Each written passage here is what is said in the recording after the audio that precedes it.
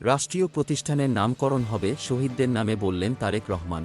BNP সরকার গঠনে সক্ষম হলে দেশের বিভিন্ন এলাকায় রাষ্ট্রীয় প্রতিষ্ঠানের নামকরণ ছাত্র জনতার অভ্যুত্থানে শহীদদের নামে করা হবে বলে জানিয়েছেন দলটির ভারপ্রাপ্ত চেয়ারম্যান তারেক রহমান।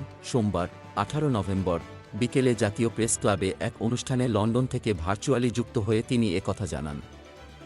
তারেক রহমান বলেন, বিএনপি সরকার গঠনে সক্ষম হলে যারা শহীদ হয়েছেন, সারা দেশে স্বৈরাচারকে বিদায় করার জন্য যারা নিজের জীবন উৎসর্গ করেছেন, এরকম প্রতিটি মানুষের নামে বিভিন্ন এলাকায় রাষ্ট্রের যে প্রতিষ্ঠানগুলো তৈরি হবে তা এই শহীদদের নামে করার একটি প্রস্তাব আমাদের আছে।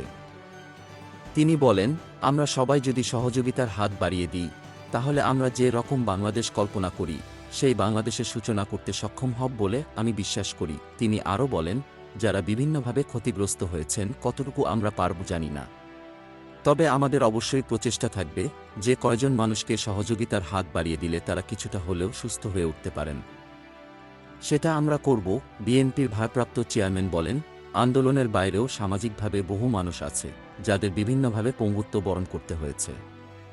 বিএনপি ভবিষ্যতে সরকার গঠন করলে সরকারের পক্ষ থেকে আমাদের একটি লক্ষ্য থাকবে সেই পঙ্গু মানুষগুলোর প্রতি সাহায্য সহযোগিতার হাত বাড়িয়ে দেওয়ার। অনুষ্ঠানে জুলাই আগস্টের গণঅভ্যুত্থানে পঙ্গুত্ব বরণকারী 10 ব্যক্তিকে হুইলচেয়ার দেওয়া হয়। এ সময় বিএনপির জ্যেষ্ঠ যুগ্ম মহাসচিব রুহুল কবির রিজভী, কোষাধ্যক্ষ এম রশিদুজ্জামান মিল্লাত সহ বিএনপির নেতারা উপস্থিত ছিলেন। Desk report, BE news.